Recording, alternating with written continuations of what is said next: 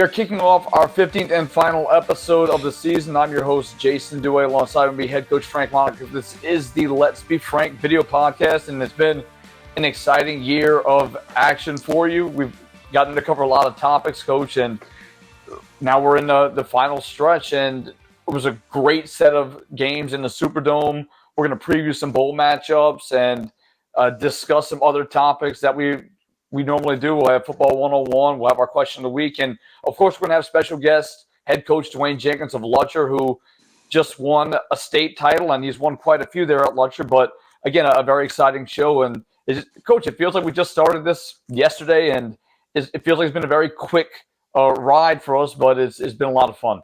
Yeah, no question. We started way back in August, but you know what? I talked to a lot of officials. I had the pleasure of being on the Superdome floor for the championships, especially the SEC game in Dunham. And I talked to a couple of the higher-ranking officials. I said, this was a test balloon. This format was a pretty good test balloon, so you guys really need to evaluate it because we had a lot of great matchups in the Superdome, which they didn't have in the past year. So I think that they need to look at this and say, hey, this pretty much works. So we need to kind of keep this format going or something similar to that, because I think there will be some things on the agenda that will probably maybe, I think, alter this scenario. But you're right. We had some great games. Yeah, and we'll kind of get into the numbers a little bit later. I did a little bit of research and describing, we mentioned last week, could this be potentially a way to gauge what the future looks like? The numbers seem to be in favor of it, so we'll kind of go from there after we look at these games. But, Coach, starting out, we had Destrehan taking on Ruston. Destrehan was a team that was banged up from what I've heard, and finding a way to win against a very tough Ruston ball club, a game that went down to the wire. Destrehan's defense kind of coming up clutch in the end of the ball game there, but it wasn't really surprising to see the way they were able to finish the job. Maybe some people skeptical a few weeks back, but what a run it was for Marcus Scott and his Wildcats this year. Well, they had him on, and defense was the name of the game. They were averaging over 40-something points all through the district. But all of a sudden, in their last three ball games, it was all about their defense. They picked off two passes, and they were great plays. It just weren't balls that were just thrown in their lap, and they were able to hold on to Ruston. I really thought Ruston was going to be a little bit bigger football team, but actually Destrehan was bigger than they were, and they had a little bit more speed. And Jai Eugene comes up with a big play, and that's what you expect for a guy that's going to go on the college ball. That's what you expect from the best players on the field. But kudos for Destrehan, another River Parish team winning the state championship, and just says a lot about the expectations on the river. And the first of three that we're going to talk about tonight is, again, Lutcher was able to find their way in the win column as well. 28-25 win over North DeSoto in the Division II non-select side of the bracket. Coach, we looked at the brackets very early on. We discussed this during the regular season. Lutcher seemed to be just a team of destiny. It seemed like no matter where you slice it, they were going to play for a title and they were going to win it. We knew what they had at quarterback in Dwain Winfield, and they proved to be the better team in that game, and just a hard-fought win for Lutcher.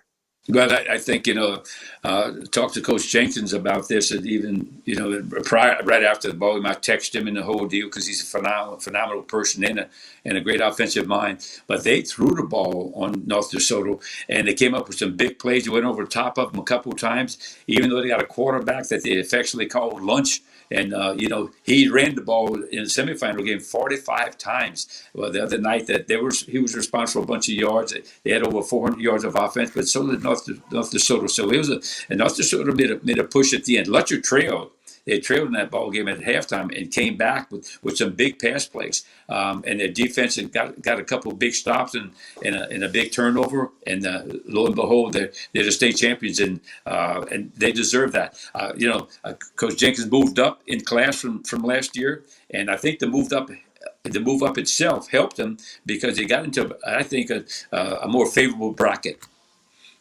It definitely worked out for the Bulldogs there as they take home their 9th state title. Let's go ahead and look at the next matchup, as it was Manny defeating Union Parish in the Division III non-select side of the bracket. Manny won by double digits, Coach, 35-13 in that matchup. We know what Manny is made of. They've been there before. You mentioned being able to get that opportunity to play in the Superdome and getting that practice playing in that environment, Manny has definitely had that. And Yeah. they were able to pull out this win over Union Parish, probably likely because of that experience, because we know Union Parish has a very physical ball club as well. No question, but man is just loaded. They have players all over. I mean, they just didn't get there by accident.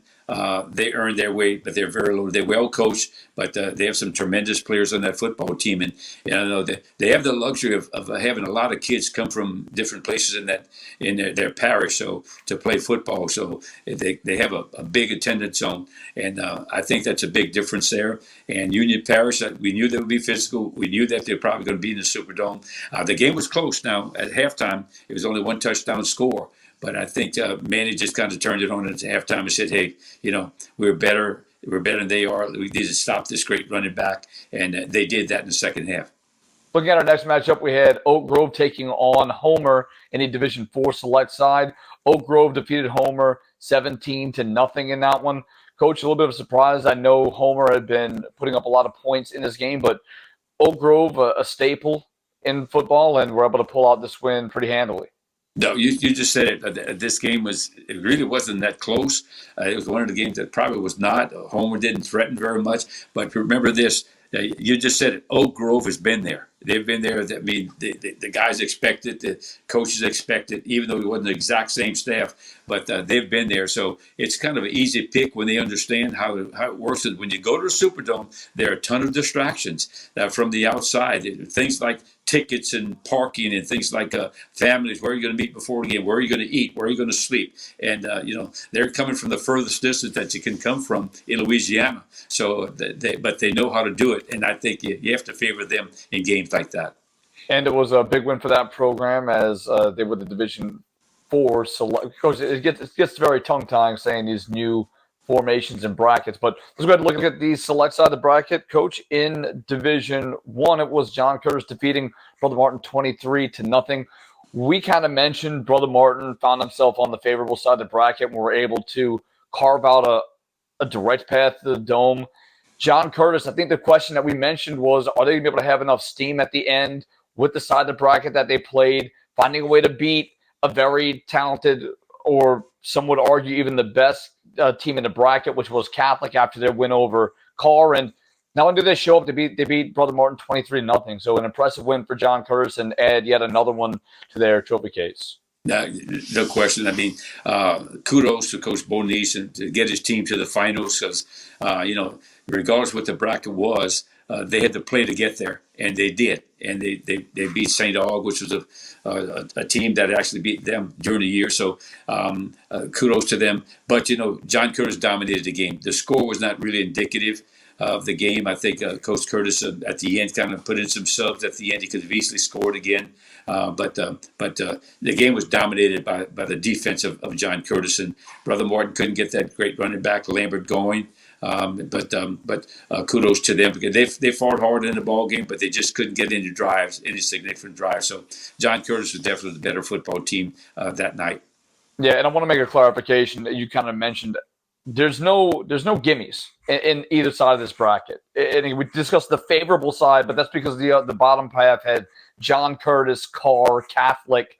Again, you mentioned Brother Martin had to go through a team that they lost to earlier in the season. And again, congratulations on their season. Unfortunately, Curtis was the better team that night. As we move on to Division II, Coach, this was a crazy ball game as St. Thomas More was able to pull off the 52-48 win over Lafayette Christian. Coach, it felt like a basketball game. Both teams just back and forth. Two boxers feeling their way around the ring, and St. Thomas More had to pull off an onside kick and connected on a deep bomb the next play to win that ball game, and just an unbelievable finish in that matchup. It's amazing the two games that we saw in the Superdome where two teams got state championships because of an onside kick, and that was one of them. But Lafayette Christian dominated the second half. I mean, completely. That quarterback is phenomenal. Everybody had a hard time tackling the guy, and they were actually. Lafayette Christian took their time on the goal line to try to run some clock, and it looked like they were going to put the game away with a 2-touchdown lead. Then all of a sudden, when they did score, St. Thomas More came up. They threw the ball up to their fine receiver. He goes up and steals the ball away. and they score a touchdown. Two defenders fall down. Then here comes the onside kick. And the onside kick, at first they questioned it. Did it go 10 yards? So they reviewed it, and they said it did. And just the next play, they throw a ball up in the air. The guy kind of did a sprint roll. Their quarterback who had a phenomenal game and threw the ball up, and the same kid goes up and he just outfights everybody in the secondary for the ball and came down with it, runs it for a touchdown. But in that ball game, I never heard of it. Over 1,300 yards total offense. 13. One team at Lafayette Christian had over 730 yards total offense, and they lost the ball game.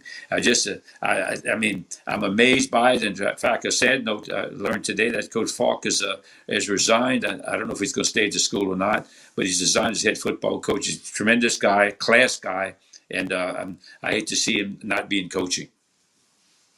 Coach, as we move on to the Division III select side of the bracket, it was St. Charles playing Dunham in what was an incredible ball game. St. Charles won 32-28, and it was a game packed of back and forth swings. Ultimately, as you kind of preluded to earlier, St. Charles kicked not necessarily an onside kick, but basically an onside kick, and were able to recover it to take the lead in that ball game late. And their defense played and stepped up when they needed to, and it was an incredible game start to finish. But St. Charles back-to-back champions. The team the offense for St. Charles controlled the clock, controlled the entire ball game. Aiden Orthamon might be, and it's not arguably the best quarterbacks ever played. All around quarterbacks ever played at St. Charles. I mean, he's an excellent player, throws a great pass, and he's a great runner. And he's only about 5'8", but he's really a great player. And in that ball game, Dunham had 3 plays of over 60 yards, a run and 2 long passes, which is uncharacteristic for the St. Charles defense to give up. But the offense, whenever they got the opportunity, I think the time of possession, Dunham only had something like 14 minutes of offense. That's all. The rest belonged to St. Charles Catholic. And one of the big plays in the game was the 4th down and 2. And Aiden Orthamon looked like he was stopped, and all of a sudden, at the last minute, he kind of spins up and extends the ball. And even if the spot was reviewed, and they gave them the football, and 2 plays later, they scored. So that was a big. And then after that came the onside kick. So they trailed. They were down by 2 scores, and they came back in that ball game. Just a tremendous win for Coach Stein, second state championship in a row. Kudos to Aiden Orthamon at offense, and Coach Ty Monica. He just called a masterful game to keep Dunham off the field, basically, because they had the ball more. Their offensive defensive line were bigger than St. Charles, and they were pretty physical in that ball game. So real exciting time. When that final pass hit the ground, I've never seen so much emotion from a team because they knew that they just expended themselves, and what a great atmosphere it was too. Absolutely. When you look at the last matchup, it was Ouachita Christian taking on Vermilion Catholic, 2 powerhouse programs in St. Louisiana. It was Ouachita Christian pulling out the double-digit victory over Vermilion Catholic, 28-14. But again, 2 powerhouse teams, and just somebody had to win, somebody had to lose in this matchup, Coach. And on that day was Ouachita Christian. Ouachita Christian, just a big old team. I mean, they're huge, one of the bigger teams in the state. Vermilion Catholic made it a game. It was a close 1 touchdown, and they pulled within 1 touchdown, and then Ouachita Christian got a touchdown late to pull away to make it a 2-touchdown victory. But Vermilion Catholic was pretty pretty close to the vest. Their offense was pretty conservative at the time, but Ouachita Christian just had too much offense and really a more talented football team than they were. But congratulations just to get there and have the fine season that VC had from Abbeville. I mean, you can't thank them enough for what they did. Coach, looking at the way these games played out, you've got to think there's going to be some talks and some questions about this moving forward. How are they going to proceed with these playoffs? And I'll say this before you give your opinion on it. Looking at the raw numbers, the point differential over the entire span of all 9 divisions was 18.5 points. Okay. Over this past weekend, the point differential was 11.75 points. That's a touchdown difference. Not to mention, Division 4 had now this is an average over 9 seasons.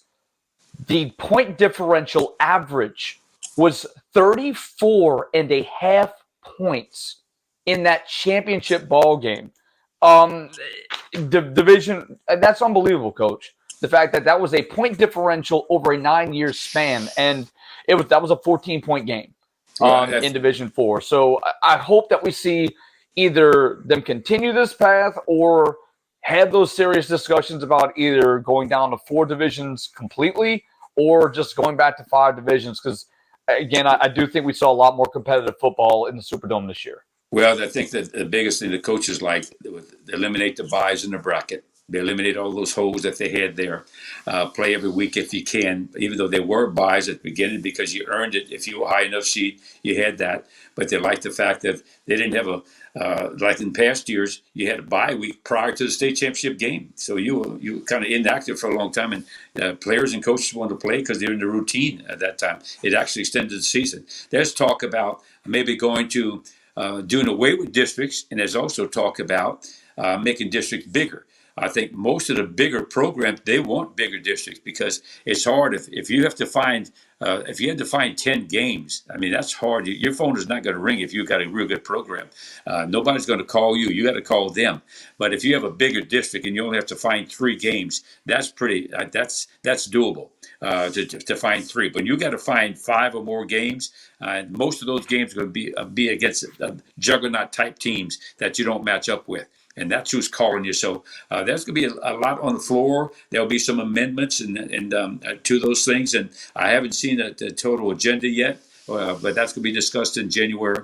But so far, you can see that this particular test balloon actually worked as far as the Superdome. Now, they didn't make the money because that they had if they had separate championships. But I think the venue, that everybody being in one spot, I think that sells itself.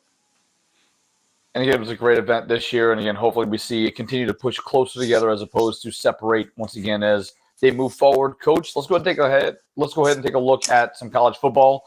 We're going to go ahead and mix in some national discussions as well, seeing as we do have the playoffs on the line. Coach, in our first matchup, you have TCU taking on Michigan. I really like Michigan in this matchup. I think they have the physicality factor. I know TCU has found a way to win these ball games, and their luck kind of ran out against Kansas State. It feels like Michigan has a complete ball club, especially the way they were able to dismantle Ohio State. And I really like the way Michigan's been playing this season. So I think Michigan definitely has the edge here in this ball game. Yeah, Michigan's got they got a running back that they're touting for Heisman next year. But I love their quarterback. I think he came in, McCarty kid. He came in. He showed he can run. He can throw. He's very cool in the pocket and unnoticed, and nobody notices the offensive lineman. But their offensive line for Michigan is tremendous, and that TCU's they're going to struggle to keep them off the field as far as their offense is concerned. That quarterback for TCU is he's a gamer. And, it's about a 7-point spread right now, but I can see that actually dropping a little bit. TCU is going to fight hard, but I don't know if I agree with you, Jason. I don't know if they have enough to overcome Michigan. And in our next matchup, we have the Ohio State University taking on Georgia. Again, I do find it funny that the committee claims that there was no discussion about really Michigan and Ohio State probably needing to play each other and the way it worked out. Georgia ends up kind of getting the short end of the stick. I do think Ohio State's a tougher draw than TCU, but if you watch the way they played against LSU earlier, again, that's only one piece of the puzzle. Georgia hasn't truly been tested a ton this year by teams that are actually threatening to them. They did have a scare against Missouri. They had a few scares along the course of the season, but they're a very big physical ball club. They have receivers that can go up and get it. They have a plethora of running backs. And I don't know if Ohio State is going to be able to go into essentially Georgia's home stadium and pull off this win. I think it's going to be a tough ask for them. Well, I think Ohio State I think they're mad. I think they were coming to this ball game with a big chip in their shoulder. I think they were embarrassed about that, what happened to them on the home field in Columbus versus Michigan. And they really knocked them out, almost completely knocked them out of the playoffs completely. And with that one game, Stroud was a Heisman Trophy candidate. He was at the show. They brought him to New York, and I think he was second in the voting.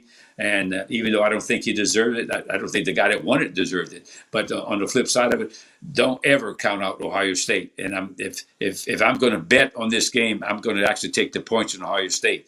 I think they're a sleeping giant, but they're going to have to play better defense. Their defense has been poor most of the year. They're going to have to play. And I agree with you. I think Georgia has not really been tested as much as I'd like to see them tested.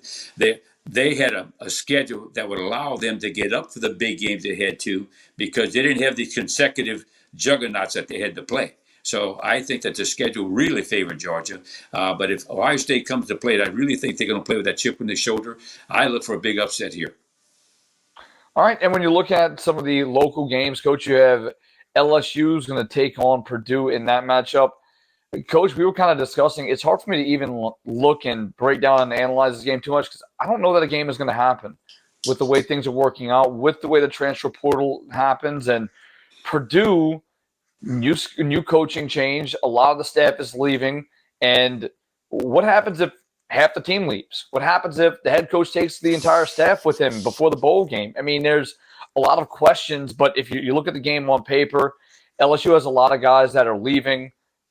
They've kind of got a bitter taste in their mouth. They played 2 really poor games.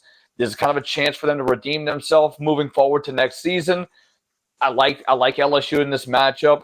I feel like there's a very boring game on paper. This game is not one that gets me excited in the slightest, if I'm being completely honest. But again, I think if this game does get played out, I think LSU is favored by double digits for a reason, and I think they'll hit that goal. The watchability of this game, I mean, it's going to be a low ebb. I mean, who's going to want to? That's like watching grass grow. I really don't see anybody that has the interest in it. And because with the things you said, I don't think it's right for these lower tier bowl games that they have these guys that transfer portal. They need to do something about that. I mean, that guy's on scholarship. He at least he needs to stay through the bowl game, because that's not fair to that university, not fair to the coaches, because that goes on those coaches' record. I mean, you need to play with your best players. But these guys, it's selfishness. They take it upon themselves to do it. I don't believe in that. I think it's ludicrous for them. The Devin White, you knew he was going to be drafted, but he played in the bowl game. I'd like to see these guys being held, their foot held to the fire a little bit. In Purdue's case, I don't think the university is going to let them back out of the game. I think, that because first of all, that's money there. It's money for the players. And, LSU went with 39 scholarship players last year.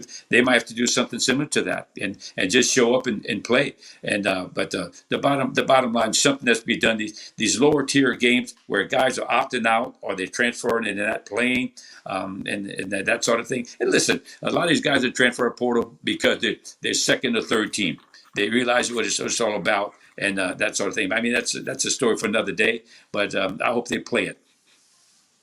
In our next matchup, Coach, we have Tulane taking on USC, which is one of the most intriguing, the other end of the spectrum, one of the most intriguing matchup of this bowl season. It's really funny to see that truly the strength on strength. Tulane's defense taking on USC's offense. If Tulane can find a way to slow down this offense, let's call it what it is, Coach. Lincoln Riley plays a defense-optional brand of football. And I think when there were discussions about him going to LSU or him moving along with Oklahoma to the SEC, I think he realized he didn't have the horses to go.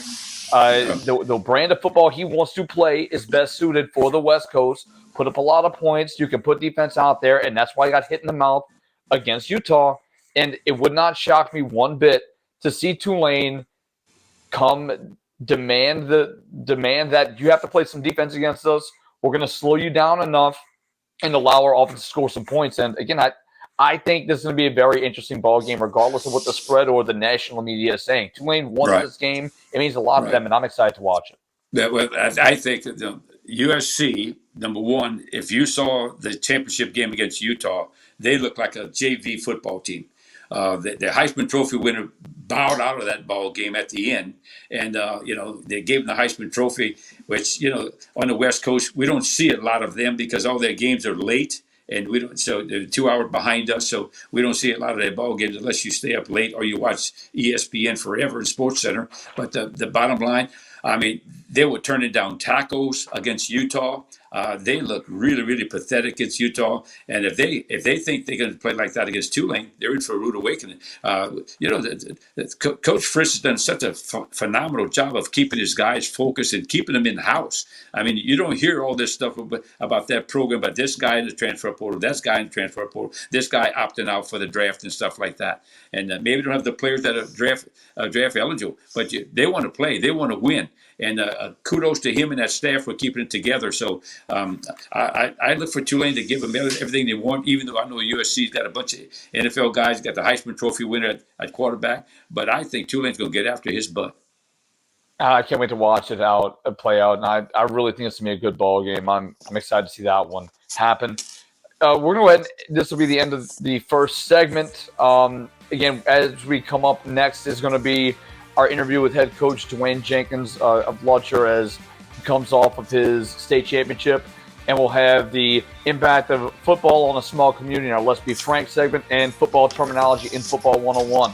So before we hit the break, we want to go ahead and thank our title sponsor, Accardo and Dufresne Law Firm. Samuel Accardo Jr. and Henri P. Dufresne, your go-to River Parish lawyers.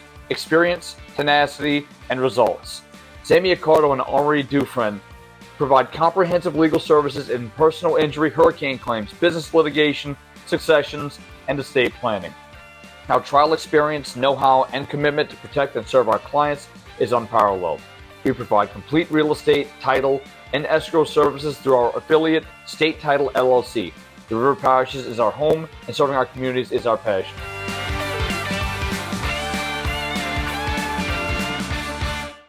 Samuel Accardo Jr. and Henri P. Dufresne, your go-to River Parish lawyers. Experience, tenacity, and results. Sammy Accardo and Henri Dufresne provide comprehensive legal services in personal injury, hurricane claims, business litigation, successions, and estate planning. Our trial experience, know-how, and commitment to protect and serve our clients is unparalleled. We provide complete real estate, title, and escrow services through our affiliate, State Title LLC. The River Parishes is our home, and serving our communities is our passion. Based out of Gramercy, Louisiana, LSR produces Southern cane, pure cane sugar, which is only grown, refined, and packaged in Louisiana. LSR utilizes the latest innovations in technology, as well as ensuring the growth and stability of Louisiana's sugarcane farmers by integrating more than 800 growers in the industry's economic structure. Southern cane is available in your local Associated Grocers and Rouse's supermarkets.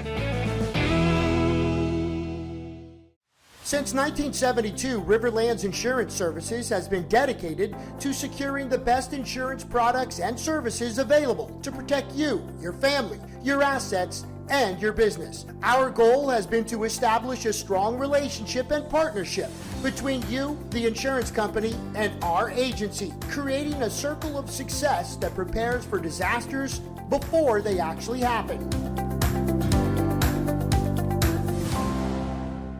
Starting in 1981 as an industrial vacuum truck company, A3M Vacuum Services has grown to be an industry leader in waste disposal services. Whether it's providing cleanup crews for plant maintenance or emergency crews for environmental cleanup and disposable projects around the river parishes and New Orleans, A3M Vacuum Services maintains the same level of personal customer relations and work ethic that founder Pat Sellers started almost 40 years ago. Proud supporters of Comet Athletics.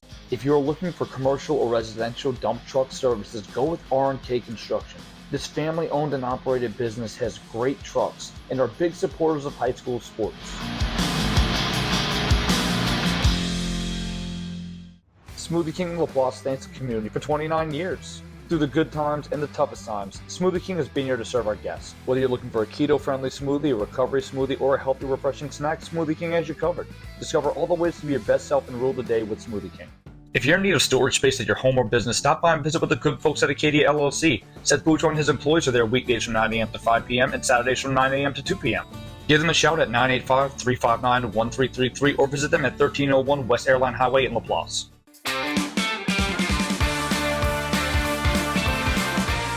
Tonight, our special guest was a longtime offensive coordinator at Lutcher High School before taking over the reins at St. James High School, and of course is now the current head coach of Lutcher High School and state champion, Dwain Jenkins. We want to go ahead and welcome on our special guest, Coach Dwain Jenkins. Coach, first of all, congratulations to winning a state title at Lutcher. And what does it mean to not only you and your program, but also your community? Well, it's definitely exciting, and this team was something that we talked about all year long with our quarterback club and anybody who would listen. We thought this was a special group. We weren't sure if we were going to be talented enough or be good enough to win a state championship, but we really thought that this team we'd get the most out of this team, and they would really play their best. And I thought that was something that our community got to see all year long, was a group of kids that came together, believed in each other, and worked really hard and played the game the right way. And I think as the season went on, more and more people got to enjoy what myself and my coaching staff got to see on a daily basis, which was really an incredible group of kids to be around on a daily basis. And one thing about here, everybody will start getting that support as that season gets deeper, and they love champions. And we've been fortunate enough to win 9 here, and that's been the talk of the town for the weekend. So, like Coach Monica said, at least for a few days, I get to be a pretty smart guy. Well, first of all, Coach, thank you so much for being on. I mean, it's not only a great coach, but you're a personal friend. And I know you're really busy here. But, Coach, you've been involved with so many state championships because you were at St. James High School. Coach, how many state championships is this for you? This was my third game coaching in as a head coach. So I'm 2-1 as a head coach, and then I was part of the staff of 3 others here at Lutcher. In 2003, I was the receivers coach, and then in 2006 and 2008, I was the offensive coordinator. So 3 is an assistant, and 2 wins as a head coach, and 1 other appearance as a head coach. I remember you, Coach. I mean, and everybody knows you're one of the brightest offensive minds around. And when Coach Detillier kind of turned it over to you, so that meant a lot because I knew how he liked to run offense also. But you've done a phenomenal job there, and you do it the right way. You do it the right way. You got so many hats to wear. People don't know that you're also an executive committee of the LHSAA. You're also the president of Louisiana Football Coach Association, and you guys had a big football clinic in the Superdome. So you got a lot on your plate. I don't know how you get it done, plus being an athletic director at your school. Can you tell us how you balance that? It takes a lot, but I've got a great support team that allows me to do a lot of those things. Whether it's here on the football part, I have a great staff that I can lean on that has a lot of experience.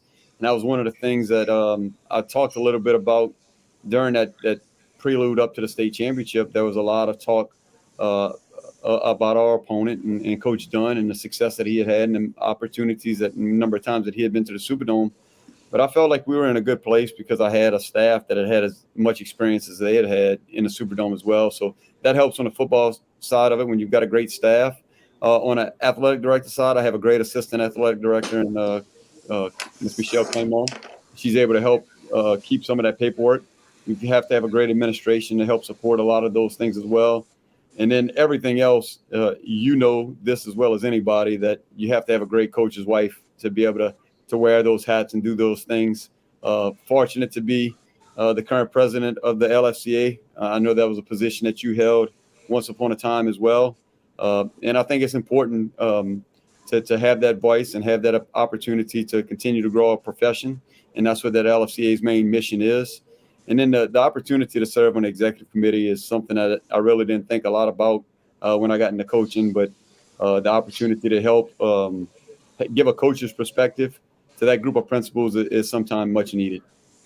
No, the question, Coach, you had a great game against Lakeshore. You guys had a long delay, and you had a nice little story to tell about exactly what had happened in that ball game. Can you elaborate on that a little bit? Yeah, so that was a quarterfinal game. So that's the Friday after Thanksgiving, and we get to Lakeshore, and we go through our regular pregame, and everything's on time. And we say our prayer. I give a pregame speech, and we're getting ready to bust through the sign and run to the sideline at 6:55, and the officials come and stop us and tell us that we're not going to start the game because they're having a lighting issue. One of the lights are out at the stadium, so they're not going to start the game on time.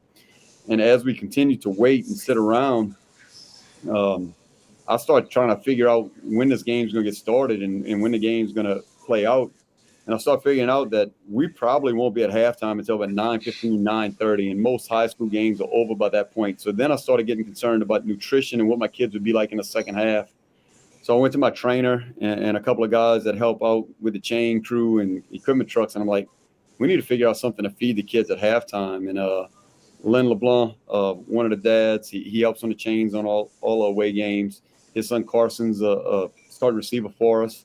And Len goes to the concession stands and buys a box of Snickers. And we kind of come out and take over that football game in the second half. And then the next week shows up and we got a couple more boxes of Snickers. And we're on the road at West Feliciana in a tight game. And we eat Snickers at halftime again. And then we go on a 17-play drive in the fourth quarter where we kind of take over that football game and put it away. And so you knew we would have Snickers in the locker room at the state championship game, and we're down 13-7 at halftime. We go down 19-7 after the first possession of the second half, and then at that point, I guess the Snickers kicked in because we took over that one as well. Oh, of course, my favorite food. I love them frozen too, Coach. I like them frozen, but that's why I got a big swing on my back porch. So I want you to know that. But Coach, let's talk a little bit about. I've always said the state championships are great, but it's the journey getting there that's so phenomenal. But in that ball game, I mean, you got a great quarterback by the name of Winfield. Y'all affectionately call him at lunch. I think that's a pretty neat name. It's sort of different. But you threw the ball. Everybody knows that he can run because I think he carried the ball 45 times the previous week. But you threw the ball, and I don't know if they were expecting that. So did you think that you can go over the top on them like you did? Well, I think one of the things that we do or try to do really well is continue to prepare our entire offense. And that's something that we've had a lot of success here in the passing game throughout my time as offensive coordinator and as a head coach. In just the identity of our football team has kind of evolved these last couple of years. We've had really good offensive lines, and I think our ability to throw was kind of overshadowed all year, basically because of our playoff run. Lunch had a great season throwing the ball in the regular season. He had like 1,700 yards passing. And I think Coach Bourgeois looked at it in the 4 games prior to the state championship and the playoffs. We had only attempted maybe 30 passes so far in the playoffs. And that was because we were so good running the football. And I made this analogy with one of the guys. One of the things that coaches do far too often is overcoach and overthink. And kind of like I use the baseball analogy. We were throwing a fastball and nobody was hitting it, running the football. And that was our fastball. And we kind of knew coming into this game that North DeSoto was going to do everything they could to take the running game away. So we continued to work on a passing game, and we were ready for it if we needed to rely on it in a state championship game. And I think a lot of times people confuse with what they saw us do as far as running the football meant that we couldn't throw it. But Winfield was almost a 68% completion guy this year for the season. I think he was like 136 for 200. He finished with over 2,000 yards passing this season and 2,180 yards passing. He threw 32 touchdowns with 4 interceptions. So that's a pretty good high school season for a quarterback. No question. That's a career. Coach, you guys have always had some great quarterbacks through the years. I had some there when I was there too. And I don't want to mention their names because I would turn them off. But when you compare, even yet a guy like Terrence Jones, but this guy, what he brings to the table is just unbelievable because he's such a great leader and he's durable. I think he played on a gimpy ankle, but I look for this guy to have a great future. I do too, and I've been always get asked to compare him. Obviously, I've been extremely fortunate to coach a lot of really good quarterbacks in my time, and I always tell people they let me coach them. They were talented before I got my hands on them, and God gifted those guys with special talents. But I think the one thing that I'll say about Lunch is he might not have that one elite trait physically that any of those other guys had, whether it's Blaine Gauthier was so blessed with just a tremendous left arm and can throw the ball a mile and really had a strong arm. Gavin Webster was just such a dynamic athlete and was able to run so well. Kind of the same thing for John Trey Kirkland, Lowell Narcisse, all of those guys, even Rustin Mathern with his accuracy and the things that he was able to do as a quarterback for me. But I think what Winfield did was he was a combination of all of them put into a 6'2", 215-pound body. And like you said, made him extremely durable. But for everything that everybody saw on the field, I've always said all year long, it pales in comparison what that kid was able to do in our building, in our school, in our locker room, and as a leader of this football team. And that's going to probably be on top of all the accolades when you talk about a kid that had over 10,000 yards of offense in his career. His leadership and his character is what's going to leave the biggest hole in this football team.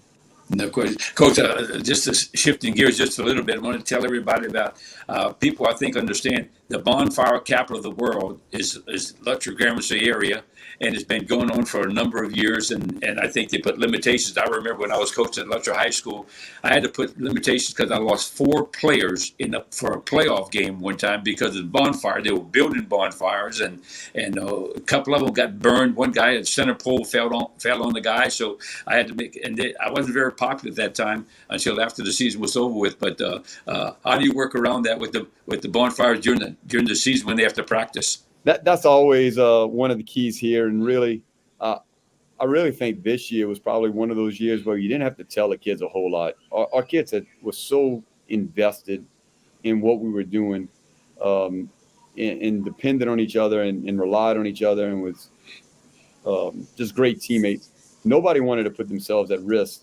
to possibly miss their opportunity, and that was one of the things that they understood. And our coaches did a good job of beating that into their heads that special teams only come around so often. And you seniors, this was your last chance. It was something that we always talked about. But one of the things we always talked about with the underclassmen, this might be your best chance. So take advantage of it. And I thought our kids really bought into that. So it was really not a whole lot had to be said throughout.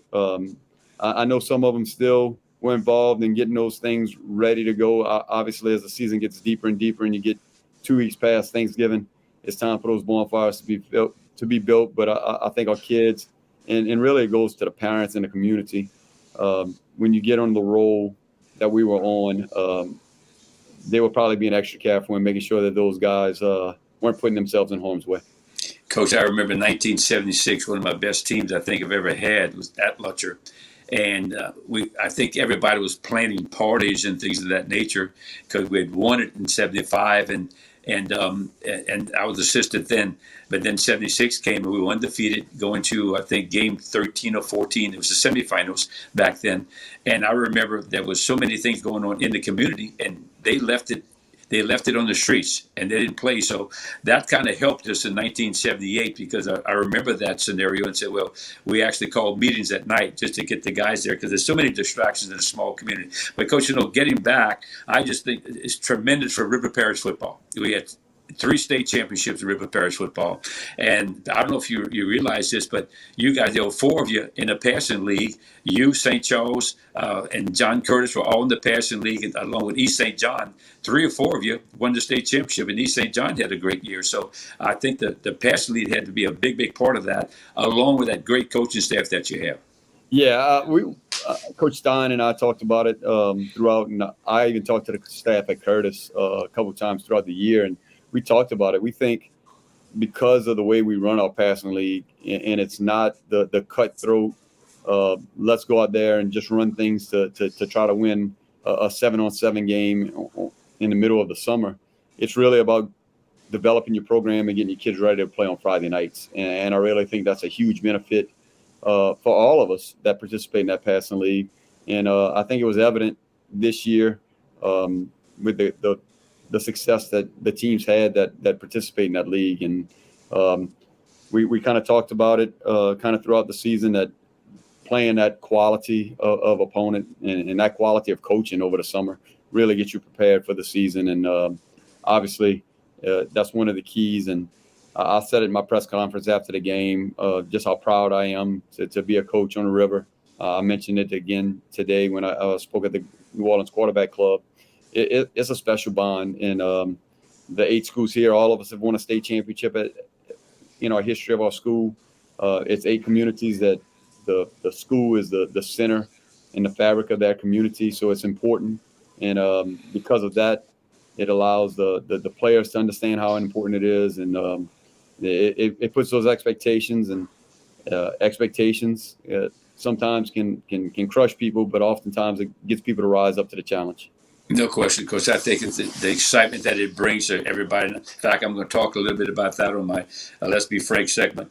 Coach, you guys have a tremendous quarterback club, probably the biggest in the state. It's been going on for a long, long time, and you've been a big part of that. And they meet every Tuesday night, and I'm sure there'll be an adult beverage consumed tonight, one or two, something like that. But talk a little bit about your quarterback club. Well, it's an institution. That's the first thing. You're talking about a quarterback club that's over 75. Is going to be a 75th year next year in 2023. It's going to be the 75th year of existence for the Lutcher Quarterback Club. And really, it's a machine. And a couple of the people that's involved in it, they talk to it and they treat it just like it's a business. And that's probably the biggest thing, because they've got guys who all have different roles, and they step up and they take care of it. And we push out 500 to 700 lunches out the back window every week, and it becomes our biggest fundraiser. Most booster clubs, the quarterback clubs, have meetings to figure out how to fundraise, and our guys have meetings that are the fundraiser, and it makes it unique. And obviously, it allows us, or especially me as the head coach, it allows us to be able to have some of the luxuries and not really have to worry about it, whether it's going through a playoff run. And we played on the road the last 3 weeks of the playoffs, played on the road in the quarters, played on the road in the semis, and played in the dome. And the quarterback club picks up the tab on charter buses each and every week of the playoffs. And that's just a huge expense that you don't have to worry about as an athletic director and head football coach.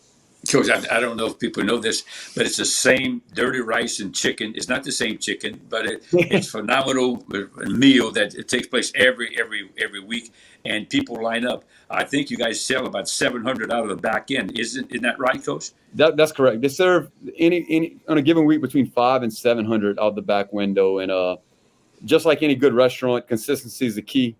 You know, when you pull up at the PR building to pick up a lunch, you know exactly what the taste is going to be. And those guys do a phenomenal job week in and week out. And I'd be remiss not to mention, over the last 3 weeks, starting the quarterfinal week, those cooks that cook 500 to 700 meals to push out the back as a fundraiser was also cooking for my football team every Tuesday. So we'd finish with Tuesdays our hardest day of practice during the week. We'd finish on the practice field at 5:30 or so and come off the field, and our kids would have a high-cooked meal to eat before they went home that day. So that was always something that was special for our kids each week, on top of what they do for the community. Coach, not only that, I don't know if the people realize this, but it's a stag group. A lot of booster clubs are not. You know, they allow women to theirs, and this has been like that traditional for years. And Lutcher is such a close knit community. You know, I had an opportunity to live there. It's just tremendous how they support the school and how they support the kids and stuff like that. But as you said too, with that comes the pressure for you to work harder and to succeed for people like that, because they have a passion for their sport of football and naturally all sports. Coach, your wife, and tell us a little bit about your wife, and also your son is also a quarterback for the future. Yeah, that's the biggest thing about being here. And Coach Monty, you got to work here, and I grew up 2 blocks from the school. I was able to hear the announcer on Friday nights announce the game since I was a little kid. And same thing for my wife. She grew up 2 blocks from the opposite direction from the school. And we've been together since high school and grew up in this community. So it means a whole lot to us. And now having the opportunity to raise our kids in this community, it has been special. And one of the things that I know you got to experience as well, the opportunity to coach your son. I'm not sure it was something I really thought about, could say I dreamed about, but midway through the season this year, my son's a sophomore and plays quarterback. He was our starter on our JV team all this year. And probably about midway through the season, I realized and started to really be grateful for the opportunity that I was having to spend each and every day with my son, after spending 20 plus years of coaching other people's kids and mentoring other people's kids. To have that opportunity to work with my son day in and day out began to be really special. And then had that great Kodak moment, I think, after the semifinal game, when he gets to go on the field and kill a clock to send us to the Superdome, and he can run off the field and hand his dad the football to send us to a state championship was a pretty special moment. And it was something that I think this football team, before the game Saturday in the Superdome, when I was talking to the offense, I thanked them for giving me this opportunity to spend this time with my son, Zach, this year, and to give him this opportunity to play in the Superdome. And yesterday when we had our final team meeting, I showed that appreciation for them again, because that's memories that I will have the rest of my life, and I owe all of that to this 2022 football team. I also have another son, Alex, who's a seventh grader here with me now at Lutcher, since we're at 7 through 12 school, and he's a different type of athlete than Zach. Zach's going to be the one that I'll be having the same conversation you had with your two sons, trying to talk him out of getting in this profession. But I'm not sure if I'm going to win that one, just like you did, Coach. He's kind of set his heart on doing that, and he said it since he was a young age that he wanted to be a coach. So Alex is a pretty good athlete in his own right, good swimmer, good baseball player, played football this year for the first time and had a great time doing it. And then he's 13, and then I have a 6-year-old daughter who runs the house, and she's been the ball ever since she came here. And this was her second time getting to be on a dome floor. She was a 1-year-old little baby in 2016 when we won it, but here she is again as a 6-year-old, and she enjoyed every minute of this football season. No, Coach, that you well said, Coach, and you deserve all the kudos that you get. I mean, I was always impressed with the community of Lutcher, because when they leave, they graduate from college, they come back and they live in the community. So I guess you can't get rid of them. They love it so much, and it's a well-run town and the whole deal. And the politics are on the up and up. And Coach, it's just a pleasure. Just to interview you and have you guys have fun in the bonfire, and for Christmas. Hope you have a great Christmas. But thank you so much for being on tonight. I know you got to go to the quarterback club meeting, but thank you so much for taking your time, making an adjustment to be on our show. Well, I appreciate it, Coach Monica, and I'd just like to add one more thing before we break. You kind of mentioned the community and how everybody comes back, and that's one of the things that makes it really special. Is I'm getting to coach some of my teammates' sons right now. Throughout my 6 years that I've been back, that's probably been one of the special things when those guys that you played with and you're getting to coach their kids, and they're making huge impacts. Our quarterback, Lunch, I played with his dad in high school, and it feels like I get the opportunity to coach my son right now, but a lot of times it feels like I'm coaching a lot of my sons, because I've seen these kids grow up because of the community that we live in. So it's a special thing here. Obviously, the expectations are high and the pressure's high, but the community makes it special. Thank you so much, Coach. Listen, you have a great Christmas. You too, Coach Monica.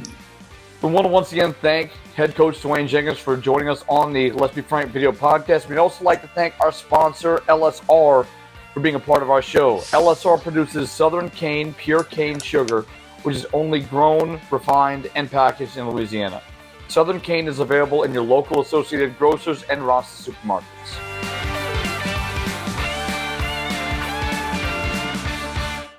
Samuel Liccardo Jr. and Henri P. Dufresne, your go-to River Parish lawyers. Experience, tenacity, and results.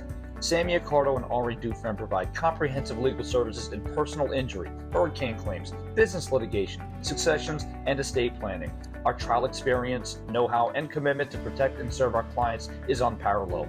We provide complete real estate, title, and escrow services through our affiliate, State Title LLC. The River Parishes is our home, and serving our communities is our passion. Based out of Gramercy, Louisiana, LSR produces Southern Cane pure cane sugar, which is only grown, refined, and packaged in Louisiana. LSR utilizes the latest innovations in technology, as well as ensuring the growth and stability of Louisiana's sugarcane farmers by integrating more than 800 growers in the industry's economic structure. Southern Cane is available in your local Associated Grocers and Rouse's supermarkets. Since 1972, Riverlands Insurance Services has been dedicated to securing the best insurance products and services available to protect you, your family, your assets, and your business. Our goal has been to establish a strong relationship and partnership between you, the insurance company, and our agency, creating a circle of success that prepares for disasters before they actually happen. Starting in 1981 as an industrial vacuum truck company, A3M Vacuum Services has grown to be an industry leader in waste disposal services. Whether it's providing cleanup crews for plant maintenance or emergency crews for environmental cleanup and disposable projects around the river parishes and New Orleans, A3M Vacuum Services maintains the same level of personal customer relations and work ethic that founder Pat Sellers started almost 40 years ago. Proud supporters of Comet Athletics. If you're looking for commercial or residential dump truck services, go with R&K Construction. This family-owned and operated business has great trucks and are big supporters of high school sports.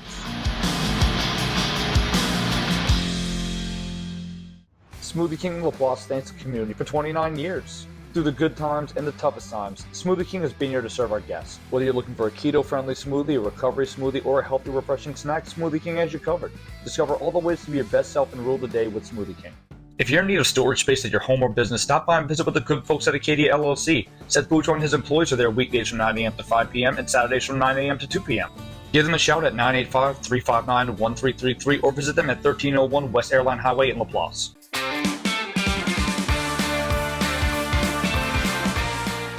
Welcome back to our third and final segment in the Let's Be Frank video podcast, as it'll be our final segment for this season. But we want to go ahead and thank our sponsor, Riverlands Insurance. Since 1972, Riverlands Insurance Services has been dedicated to securing the best insurance products and services available to protect you, your family, your assets, and your business. Our goal has always been to establish a strong relationship and partnership between you, the insurance company, and our agency, creating a circle of success that prepares for disasters before they actually happen. Coach, in our Let's Be Frank segment, we want to go ahead and look at the impact of football on a small community. So, Coach, can you dive into what exactly that entails? Well, guys, let me just say this. Kudos to Three River Parish football teams for winning the state championship. And I just want to talk to the public how big this thing is. With how big football is and what it means to a community, the value of playing football. I mean, not only, it's not about state championships, it's about the journey getting to the state championships, all those playoff games and all those season games, the big season games. But, you know, here in LaPlace, for instance, this is a community that was ravaged by Katrina a little bit. It was flooded by Hurricane Isaac a few years ago. And then 2 years ago, Ida just devastated his community. So what I'm trying to get to is that what this football team has brought to the community of LaPlace and the school itself of St. Charles Catholic was pretty special. And not only did I mention that, but also what it did to the communities in Destrehan and Lutcher.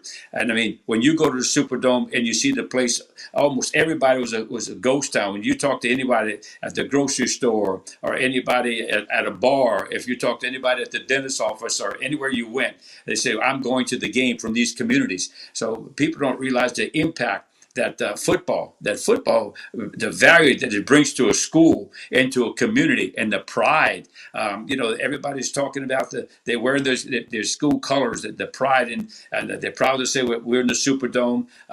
Win or lose, we're there. And because it's a happening. I mean, when you see that, and I mean, schools actually shut down that particular day because you got so many people involved. You got 100 football players, you got another 50 or 60 in the dance group and the support group, cheerleaders, and then you got a huge band. So the school itself, I mean, that's all part of the excitement, and those people are part of that. So you can't put that in a can of Campbell soup. I mean, this is something that's very, very special, and I think that it's an honor to get there. But all the things that football and the pride that it gives the community, and when somebody talks about it, said, yeah, we won the state championship, or we won the Superdome, or we're going to the Superdome. People don't understand that. I don't know where our communities would be if you didn't have a high school like St. Charles Catholic. I don't know what LaPlace would be like. I don't know what Destrehan community would be like if there was no Destrehan High School. I don't know what Lutcher was, God forbid, if they didn't have a high school and a football team to support, because there are a lot of great sports out there. You know, I'm a baseball purist myself, and that's what got me where I am, was basically education and baseball itself. But there's nothing like the sport of football to bring pride to a community and bring those people together.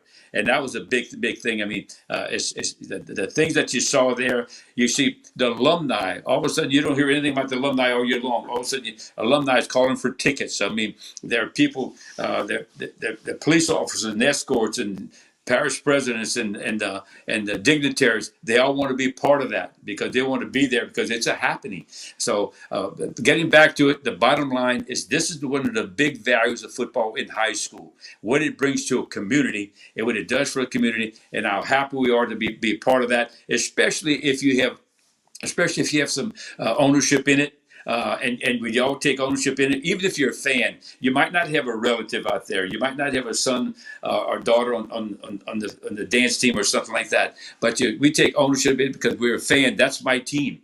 And I think there's something to be said to that. So kudos for the river parishes and for the value of what football brings. You know, it brings to a kid. And you heard me say this many times. I think every boy that's physically able in school should go out for the sport of football. I think every boy should do that because of what football does for them as far as the structure, accountability, and it's not about a trophy, but all about those other things and belonging to something. So you're now dressing with 100 guys in that locker room that you will know forever for the rest of your life, and those acquaintances never go away. So the value of football, guys, is you cannot put a price on it. The intrinsic value in it is just special, and the relationship, like I said, that you have, and the things that it brings back to the community, and it actually becomes the savior of the community, especially if your community's had a lot of devastation in the past and negativity. So that's one thing that we all can smile about and pray about and be thankful for. Yeah, Coach, last season when St. Charles was able to win the state title the way they did, you couldn't have written that script any better. I mean, the amount of, as you mentioned, what it did for the community and what they had to go through, the struggle. I mean, just an unbelievable story. And again, for all these teams to be able to get that opportunity to play in the river parishes, 3 state titles, 3 champions, just an unbelievable stretch and run for the river parishes. And then that's one less title game that they had to play, Coach. So 3 out of 8. So nearly half of the state titles went in the same region. So that's unbelievable. In our football 101 segment, Coach, you want to talk about football terminology. So can you drive us through what exactly those terms are and how they impact the players and coaches? Well, just a while back, I had when I was a high school coach, I had put a clinic on for ladies, and my wife typed this little booklet, and it's a real neat little booklet, and she typed up some things that ladies could understand, and we actually let the ladies did. This was on Comet Football, and we put a lot of terms in here that a lady or someone else, a novice, might want to know, or maybe someone that thinks they know some of the terms that are possibly used. For instance, what's a play action pass? A play action pass is when the quarterback fakes a run and he drops back, and this normally pulls the linebackers up, and they can throw the ball over his head or on the side of him, and it freezes the defense just for a second. That's a play action pass. Okay, what's a bootleg? Somebody said, "What's a bootleg?" Well, a bootleg is basically when a quarterback does the same thing. He fakes the ball and he rolls out the opposite direction, but normally he's protected by a guard or someone pulling, a lineman pulling to block the end, and he's actually going a different direction with a play action pass. Basically, it's another way to move the pocket, so to speak. Okay, what's a naked? Naked. In fact, I had a secretary who used to type my script all the time before a ball game. She said, "Coach, this is pretty naughty stuff." She said, "What do you mean by naked?" I said, "Well, a naked means it's the same thing as a bootleg, but a naked means the quarterback fakes the ball, but he rolls out the other way without any protection. He's hoping that the fake and the direction of the offensive line actually is fooled the defense, but it's normally a pass play, like a bootleg, but a bootleg's protected, a naked's not." Now, some people use different terminology. In fact, if you watch nakeds, every NFL team might lead off the game. Well, it's so stagnant. On Sunday, they lead off with a naked play. What's a sack? A sack is when the quarterback is tackled behind the line of scrimmage while he's in a pocket. And, they're probably, more quarterbacks are hurt on sacks than they are just running the football. So a lot of people say, well, you want him to slide or stuff like that. But more quarterbacks are hurt or in the pocket when it comes to a sack by a defensive player. What's the X mean? In football, you have what they call an X. Some people call him a wide receiver. He's also called a split end. Okay, the split end is the X. He's the person that lines up on the line of scrimmage.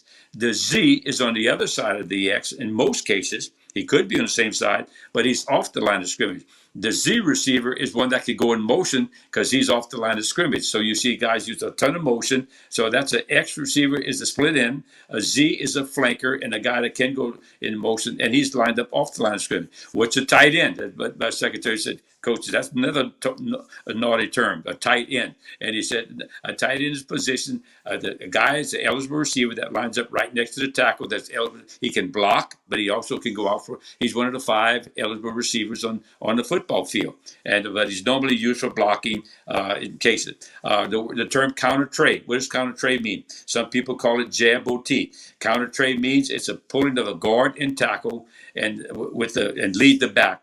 So you see this play often. A lot of people use it. They pull a guard and a tackle. It's called a counter trade, or the coach referred to it as jab OT, which means a guard and tackle will pull in the direction of the run, and one will kick and one will wrap in the line of scrimmage. The other thing, common term you hear is what's a touchback. A touchback is when the ball goes into the end zone and the ball is brought out to the 20-yard line. Normally happens on kickoffs or something like that. Or a touchback could be, if you just intercepted a pass in the end zone, you took a knee, that would be considered a touchback. The ball was brought out to the 20-yard line. Just a term that a lot of coaches use. The initial CBL. What's a CBL? It means caught behind the line. Okay, caught behind the line means you tackle the ball carrier or the quarterback behind the line. It's not the same thing as a sack. It's normally the ball carrier when he's running. LOS means line of scrimmage. All these are short terms that coaches use. I'm going. There are a bunch of others that I could say. I think most of you know what a zone read is. Zone read. That's a term that's come out within the last, I would say, maybe 8-10 years or so. People started doing a lot of zone blocking, and then what they started doing off the zone blocking means all the linemen step in one direction at one time, kind of like the Rockettes. Okay, everybody will step right on the zone right, or they step left, and anybody in that zone, they'll block it. And with that came what they call what they call the zone read was a pass thrown off the zone. And defensive coaches really were complaining about it because they didn't think it was fair. What's a blitz? A blitz is when a blitz could be considered a linebacker blitz. It could be an inside linebacker, could be outside linebacker, could be a cornerback blitz. Some people, especially the boundary corner, it's a person that lines up close to the line of scrimmage, and he's not normally a rusher, and he rushes, and this is destroy the blocking scheme of the offense. So a blitz could be from inside linebacker, come right up the middle, or it could be from outside linebackers come on the outside, could be from a strong safety coming from the outside or inside. That's considered a blitz. So it's anybody that's not a normal rusher, whether it's a 3-down lineman or 4-down lineman. A stunt is a stunt is not the same thing as a blitz. A stunt is something like the linemen like to do. They do what they call a twist stunt, where the guard and tackle will swap position and they'll actually twist. And that's all designed to try to destroy the blocking assignment for the offensive line. What's an option play? An option play when the quarterback comes down the line and he looks at one defender, normally the outside linebacker or defensive end, and if that defender comes up the field, he'll keep it. If that defender does not come up the field, he'll pitch it to a back or a receiver, could be a receiver, and it's normally an outside play, and that people call it an option. So the quarterback has the option to pitch it or keep it. That's why it's called an option play. Now, some people use what they call a triple option, and also where you can hand it to the back, or you can keep it yourself or pitch it. That's considered a triple option. Just briefly, you hear this term a lot. What's clipping? Clipping is a block in the back by a defender, by an offensive player. So if you block a guy from behind, that's considered clipping. And so a lot of people think it's when you hit somebody's legs. I said no, that's tripping, which also is it's a term. And what's encroachment? Encroachment is when a defensive lineman moves into what they call the neutral zone. The neutral zone is where the ball is actually located, and so if he's in there when the ball is snapped, that means that's considered encroachment. It normally is called offsides or encroachment. That's normally dictates a 5-yard penalty. And and let's see, a couple others. Hidden yards, a term that I'd like to throw out there. Hidden yards is basically used, and people really, really don't understand what this means, and it's not embellished at all, and it should be.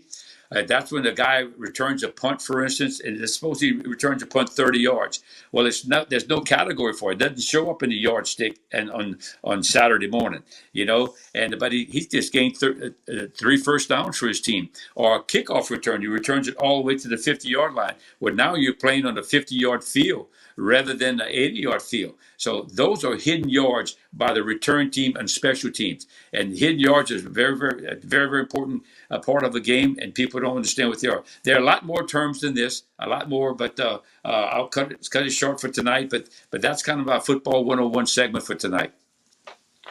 Thanks, Coach. And we'll go ahead and move on to our Blitz the Ball Coach segment, where we get somebody to ask you a hard-hitting question. Coach, what is the biggest difference between coaching in high school and coaching in college? Jason, I don't know if I had a question that's been any more asked than that particular question. And number one, in high school, it's fun. You know your community. You know the people in the bleachers. You know the parents. You know the kids because you see them in school. You see them in the cafeteria. You get a relationship with the players. And you get a chance to coach them on Friday night. You sleep in your own bed every night as a high school coach, and it's yours. You take ownership in that. In college, it's more of a business, and it is a business because if you don't win, you don't have a job very long. And in college, you also attach directly to the head coach. So if he has success, you have success. If he doesn't have success and he actually is dismissed from his job, you're probably on the streets also. So it's highly intense. It becomes a business. It becomes more of a job.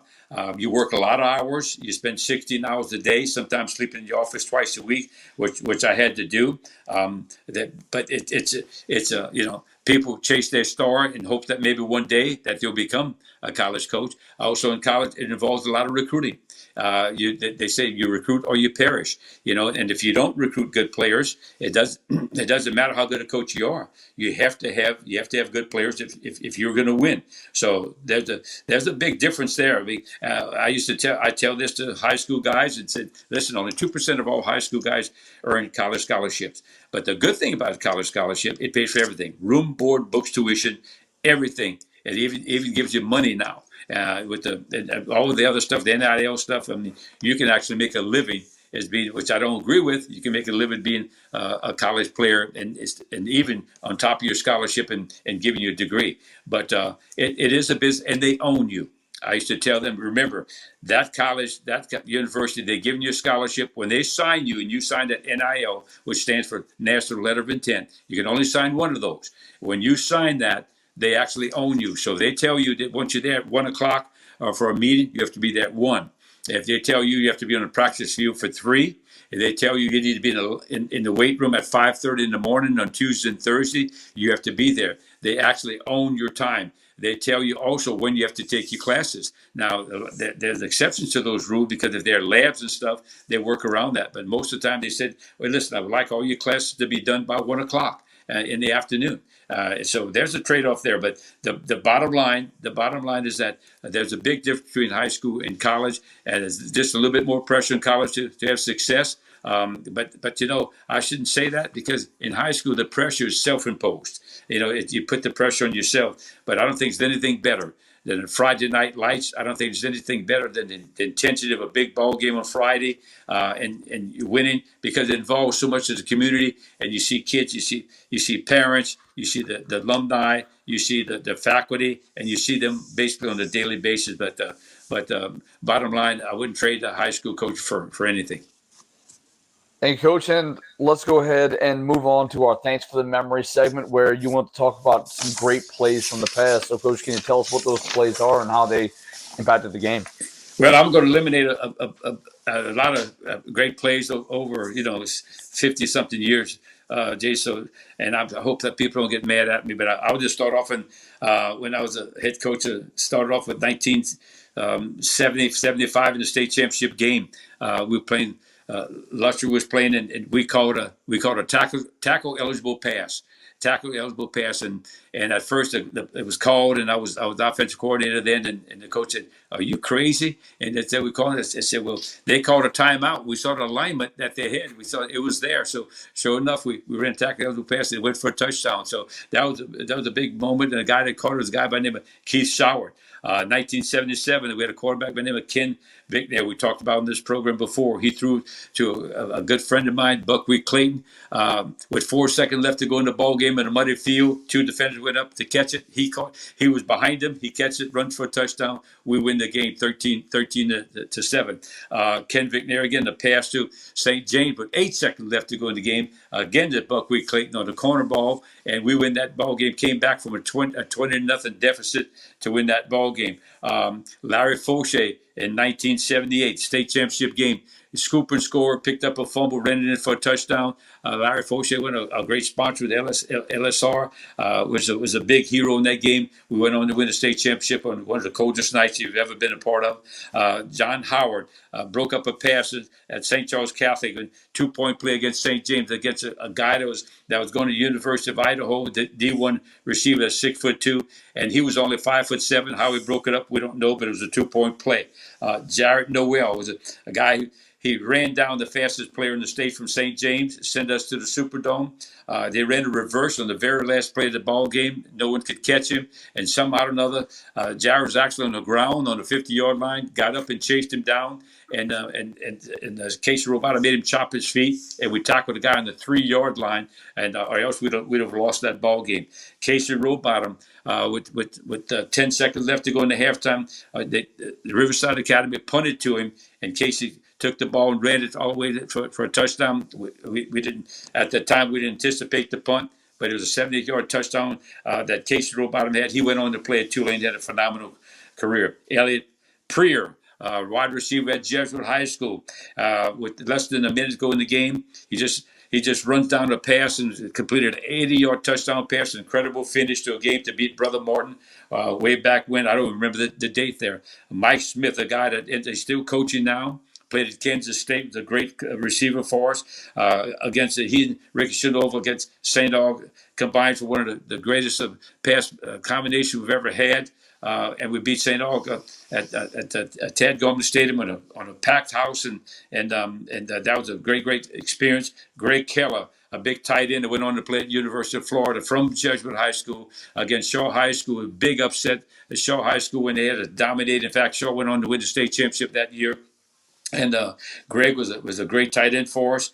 John White that throws it against a pass to David Deckero against River Oaks and at Riverside. And John was the quarterback. Riverside Deckero was a tight end, and he catches a 60-yard touchdown pass. It was a short pass, but David Deckero, for some reason, outran everybody, and he really wasn't the fastest guy on the field. But that led to the big win to get the Riverside to the state championship game.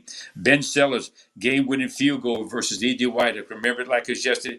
All the team on their knees on the sideline holding hands, and Ben just drilled it from the left hash mark, and it was a 40-yard field goal. We ended up winning that football game, and after the stands emptied, Jeffrey Hall and Donnie Savoy touchdown pass against the Parkview Baptist. Never offense coordinator, Coach Ty Monica, walks up to me and says, Dad, put Jeffrey Hall in number 17. That's exactly what we did.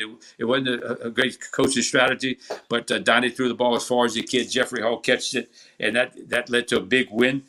In that same ball game, though, we had Donnie also, 4th down and 16, completed a pass over the middle to one of his best friends, and so it ended up being a 17-yard gain, and we ended up going on to win the state championship and winning that ball game right there. And it was Richard Kernan, got to go way back to Jesuit, my first year there. He ran down a running back from Terrebonne, running into the end zone. He broke loose. Richards could probably run 5'2" at best. He ran him down and tackled him on a 2-yard line. Our defense went out there and held him out of the end zone. We ended up winning that ball game 14-7. How we caught that running back, I don't know to this day. And naturally, that was a big win for us, and also the state championship game in 2011. Scott Western intercepted a pass against Amy to preserve that win. So that was some big moments in the history of my career. Then there were a lot of others that the players I did not recognize. I really need to go through my schedule and purge all those out, because thanks guys for those particular memories, because you guys did it and certainly gave us a lot of recognition. Thanks, Coach. And yeah, there's definitely a few more you could have added. I watched the semifinal game, Dumas throwback pass as he ran to the end zone. That was a heck of a play too. To list one of the many in your career. But Coach, let's go ahead and look at our lock of the week this week. And who are you liking in this week's games? Coach, I'm going to go with Marshall over UConn. I think UConn has struggled a little bit. I think Marshall was on a roll in a bowl game. So I'm going to go with Marshall over UConn. And 3.5 points. I'm going to stick with UTSA, Coach. I've won with them a few times this year. UTSA +2 against Troy. They have a solid defense. And I'm a fan of the Roadrunners. So we're going to go that way. But before we head out of here, Coach, before we read the social media and everything like that, we want to go ahead and make sure we once again take the time to thank our sponsors for allowing us to be here, allowing us to do this show, and getting to enjoy each other's company for the last 16 weeks, however many weeks it's been. Again, it's our 15th show, but we've been doing it for even longer than that, because we had a few practice runs. But again, we want to thank our sponsors, Ocado and Dufresne Law Firm, Louisiana Sugar Refining, Riverlands Insurance, Acadia Services, R&K Construction, A3M Vacuum Services, Smoothie King, and ULCS. We want to thank all those guys for allowing us to have this opportunity, allowing us to be here and present this show to you guys. And we thank you so much for allowing us to do what we do. No question, guys. And thank you so much on behalf of Jason and myself. We wish you a great Merry Christmas and hope that you guys can be supportive of us in the future. But thank you so much. We would not have a show. It would not be for you guys as sponsors. And it went extremely, extremely smoothly this year. So hope that you can continue to be a part of our program. And again, we want to thank you guys so much. But before we head out, we want to go ahead and make sure you know where to find our show. Again, you can follow us on Facebook at the Let's Be Frank Video Podcast. Follow us on Twitter, Instagram, and TikTok at the LBF Podcast. You can also listen to us on YouTube, Spotify, Google Podcast, Apple Podcast, and Stitcher. And that'll do it. So, Coach, any final thoughts on the podcast game? How did you think the first season went? Again, it wasn't always the smoothest at times, but again, we made it through and persevered, and it's been a lot of fun doing this. But what's your first year recap on podcasting in general? Well, I think I enjoyed it tremendously. Got a chance to get your voice out there, to be heard with some issues that have been very, very, very important to you and sacred to you. I do need to upgrade my iPad. I got this Mickey Mouse iPad here, so I need to get one better. Maybe I'll go to the Shell station and get one for a fill up or something. But I got to improve this one. But Jason, thanks to you and Justin, our producer. This has been really, really a lot of fun. And I hope that we can do this. And I just hope I'm on this side of the grass next year also. And that we got a chance to share some more stories. And there's nothing like talking sports and talking, especially football. Yeah, and as you mentioned, Justin, I've mentioned his name at the end of every podcast, but Justin does all the technical work. He's watching us now. And again, edits, does some masterful things with the editing job. There's been some issues we've had that he turns into gold. So again, thank you so much to Justin. And of course, Coach, thank you for allowing me to be here with you. No question. I like Justin because I like him because he laughs at my jokes. So Merry Christmas to you guys. Okay. Yeah, and thank you guys so much for joining us. Again, we're going to go ahead and get out of here. So for Justin Thomas, for head coach Frank Monica, I'm Jason Duhe. And remember, let's let the ball to a lay, let the good times roll. God bless everybody.